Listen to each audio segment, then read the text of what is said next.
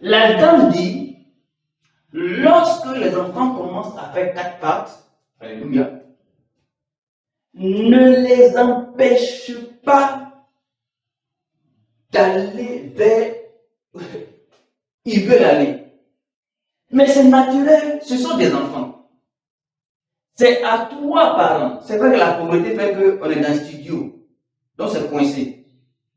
Et les maisons qu'on a là, c'est tout ça qui abrutit les Africains. L'intelligence des enfants se déploie lorsqu'ils commencent, n'est-ce pas, véritablement à se déplacer. Ils explorent leur environnement. Dieu crée Adam afin que Adam explore son environnement. Et la chose qui va aider Adam à explorer son environnement, c'est d'abord son intelligence. Sa volonté, comme le moteur de la voiture, comme je disais, l'intelligence, ce sont les phares de la voiture qui voient dans les ténèbres. La volonté, c'est le moteur qui booste. Si tu retiens l'enfant, tu tues sa volonté à explorer, à se battre, à influencer. Alléluia. Nous limitons nos enfants. Lorsque Dieu crée Adam, Dieu met Adam dans le jardin. Dieu donne les mécanismes à Adam afin que Adam puisse explorer le jardin. La première des choses que Dieu donne, l'intelligence. La deuxième des choses que Dieu donne, la volonté. La troisième des choses que Dieu donne, la loi. Le mécanisme, la combinaison de l'intelligence, la volonté, la loi produit beaucoup de choses. 1. Produit le libre arbitre.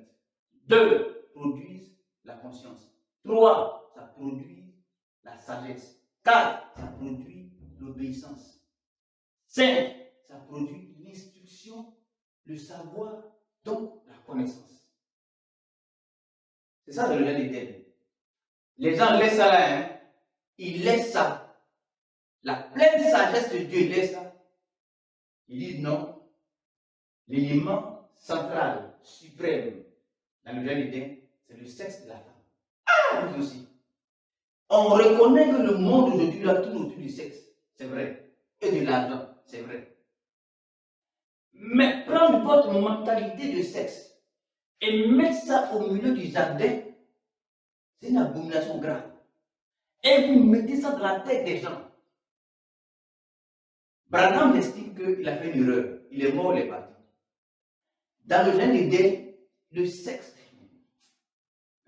Oh, Jésus de Nazareth. Frère,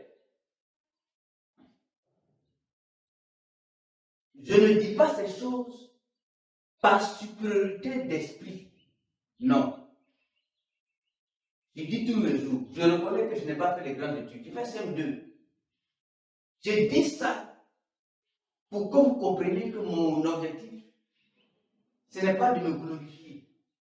Mon objectif, ce n'est pas d'humilier les gens. Je reconnais que avant, les gens disent que j'étais comme un guillemets prétentieux dans ma façon de voir les choses. Mais ce n'est pas ma volonté. Ce n'est pas ma volonté d'être prétentieux et je veux corriger ça. Et c'est pourquoi je veux m'humilier. Pour dire, moi que vous voyez là, ce n'est pas un grand niveau. Je ne connais rien. C'est révélation. Révélation n'est pas dit que j'ai travaillé longtemps et je suis fort. Non. Les agrégés là, eux disent qu'ils ont travaillé, ce n'est pas révélation.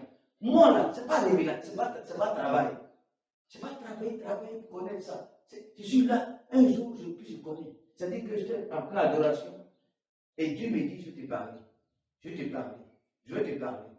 Je te dis des choses extraordinaires. Et je vais faire que les gens vont savoir que moi, là, je t'ai appelé. Je vais faire que les gens vont savoir que toi, je t'ai donné, moi, Dieu, je t'ai donné une intelligence. Les gens vont faire. Maintenant, comment moi j'ai fait? Pourquoi j'ai dit aux gens que je suis trop fort? C'est une question de révélation.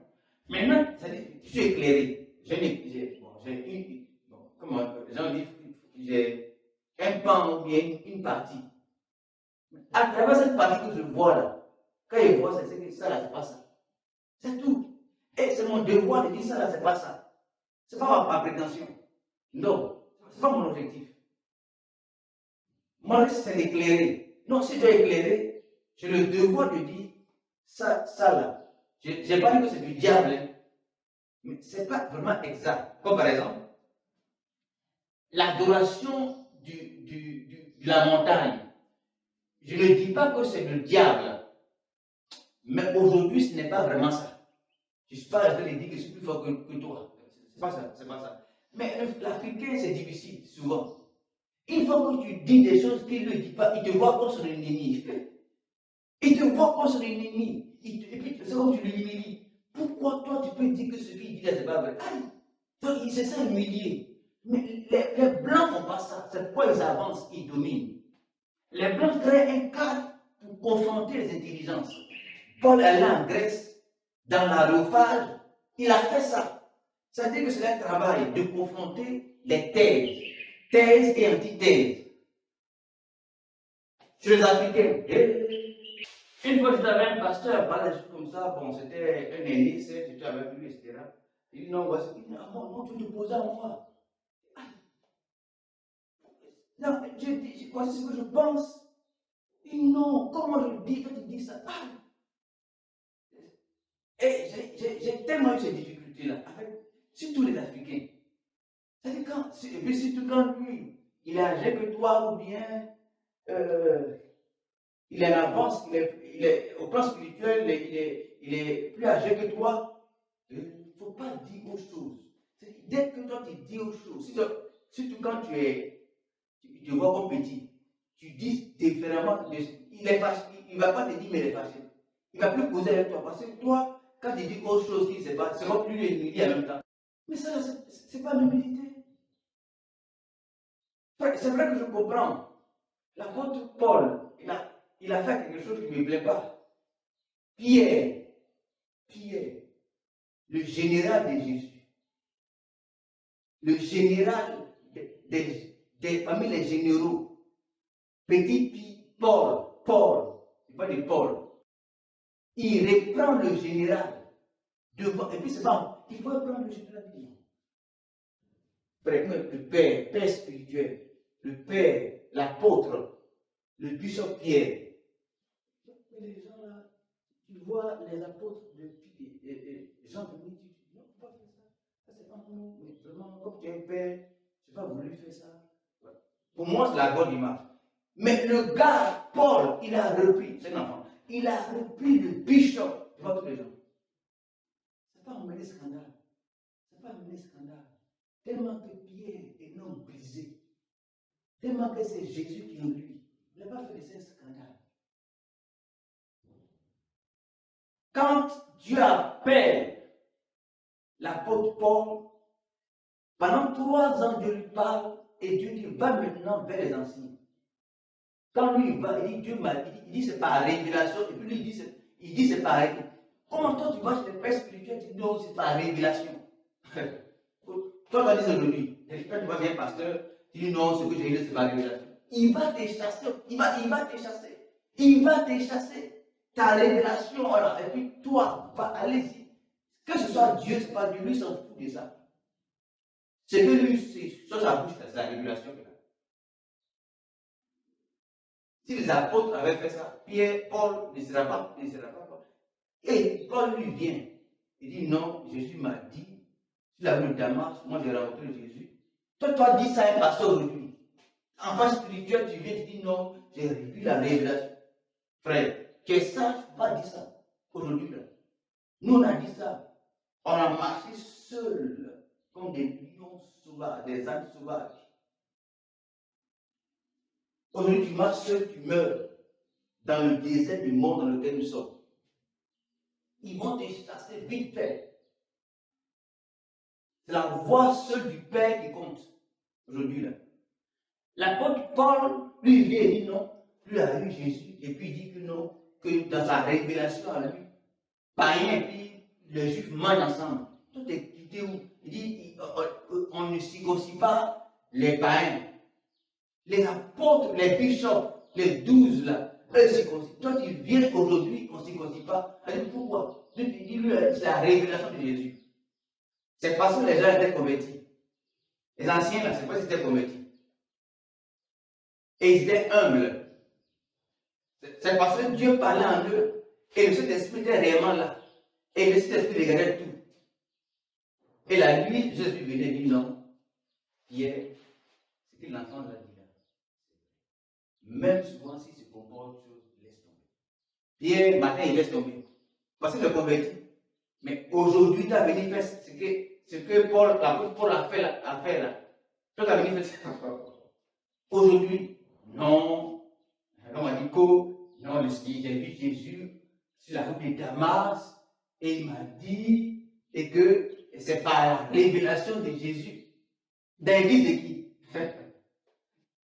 Dans l'église de qui? Toi, tu vas faire ça aujourd'hui.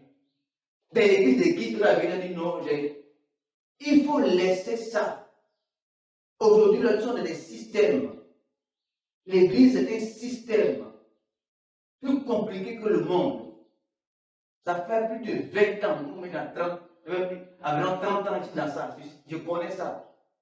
L'église, nous sommes dans des systèmes de blocs et de réseaux. Et dans chaque groupe de réseaux, il y a une seule voix qui parle. Il faut t'allier dessus. Il ne faut pas que Dieu te parle. Tu es là-bas, là, Dieu ne va pas te parler. Le seul Dieu qui te parle, la seule voix que tu entends, c'est la voix du Père. Tu entends la voix du Père. Le Fils, là, il entend la voix du Père, il dit ce que le Père dit. Et Dieu, c'est Dieu m'a appelé. Il ne faut pas que lui t'appelle. C'est lui qui t'a appelé. C'est lui qui t'a parlé. Ce que dans son mouvement là, ce que lui dit là, toi, il faut dire ça. C'est les apôtres là, eux qui ne connaissaient pas. C'est eux qui ne connaissaient pas. Mais aujourd'hui là, nous sommes dans la révélation, des temps de la fin, des églises. Des églises, des temps de la fin, des bishops. Des bishops. Ils sont des bishops. Il ne faut pas les appeler évêques. Ce n'est pas à leur gloire. C'est bishops qui les ressemblent. Les bishops. C'est ça. C'est leur voix qui sont dans l'église. C'est leur voix seule qui sont dans l'église. Pas du tout à parler. C'est leur voix seule. Je ferme la parenthèse. La femme dit donc, c'est psychologue, que quand l'enfant commence à faire 4 pattes, ce que vous devez faire, c'est d'enlever tout ce qui est dangereux autour de lui. La femme est dans la révélation. Je viens d'Éden. Et je suis là et j'écoute la dame. Ce qui s'est passé au lieu d'Éden, qu'on ne comprend pas. Une fois, je parle de ça à un catholique qui n'est pas des moindres. Il dit que le pape dit que le jardin d'Éden, c'est une image. C'est pas une image. C'est ce qu'il explique. Le pape là, il ne connaît pas ça. Nous, là, c'est une révélation de Dieu qui donne les choses selon le temps, qui ouvre le voile des choses qui étaient fermées hier. Ce n'est pas question de fable, d'image, c'est la révélation, c'est une réalité.